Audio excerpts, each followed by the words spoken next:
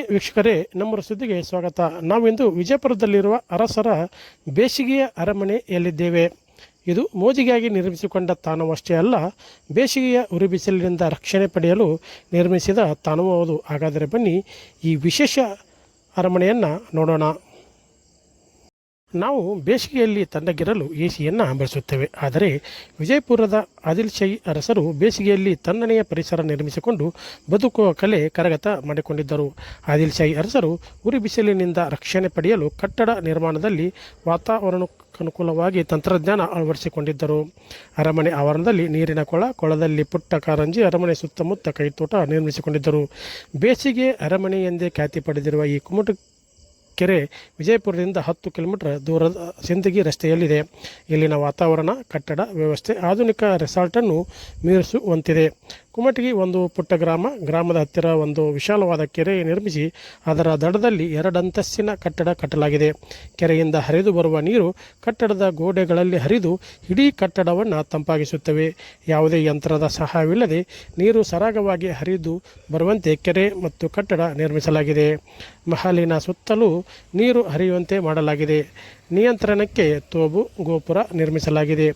ಕೆರೆಯ ಮಧ್ಯದಲ್ಲಿಯೂ ಒಂದು ಸಣ್ಣ ಮಹಲ್ ಇರೋದು ಕಾಣುತ್ತದೆ.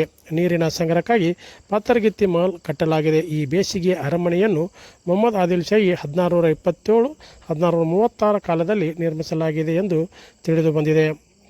ಮತ್ತು ಕುಮಟಗಿ ಕೆರೆ ಆದಿಲ್ಶಾಹಿ ಅರಸರು ಮೋಜಿಗಾಗಿ ನಿರ್ಮಿಸಿಕೊಂಡ ತಾಣವಷ್ಟೇ ಅಲ್ಲ, ಬೇಸಿಗೆ ಉರಿಬಿಸಿಲಿನಿಂದ ರಕ್ಷಣೆಗಾಗಿ ಪಡೆಯಲು ನಿರ್ಮಿಸಿದ ತಾಣವೂ ಹೌದು. ಅರಮನೆಯ ನೆಲಮಹಡಿಯಲ್ಲಿ ಗೋಡೆಗಳ ಮಧ್ಯೆ ಹಾಗೂ ಮಾಳಿಗೆಯ 2 ಪದರಗಳ ನಡುವೆ ನೀರಿನ ಕೊಳವೆಗಳನ್ನು ಅಳವಡಿಸಿದೆ. ಅಲ್ಲಿ ನೀರು ಹರಿಸುತ್ತಿದ್ದರು. ಹಾಗೆ ಗೋಡೆಗಳಲ್ಲಿ ಹರಿಯುವ ನೀರು ಈ ಕಟ್ಟಡವನ್ನು ತಂಪಾಗಿಸುತ್ತವೆ. ಹೀಗಾಗಿ ಅಂಥ ಕಟ್ಟಡಗಳು ವಾತಾವರಣಕ್ಕೂಲವಾಗಿದ್ದವು. ಈಗ ನಾವು ಅನುಭವಿಸುತ್ತಿರುವ ಎಸಿ ಪರಿಣಾಮವನ್ನು ಅಂದಿನ ಅರಸರಿಗೆ ನೀಡುತ್ತಿದ್ದವು. ವಾತಾವರಣಾನುಕೂಲ ಸ್ಮಾರಕದಲ್ಲಿರುವ ಸೌಲಭ್ಯಗಳು ಆ ಕಾಲದ ವಾಸ್ತುಶಿಲ್ಪಿಗಳ ಸೃಜನಶೀಲತೆಗೆ, ಕೌಶಲ್ಯಕ್ಕೆ ಇದು ಒಂದು ಸಾಕ್ಷಿ.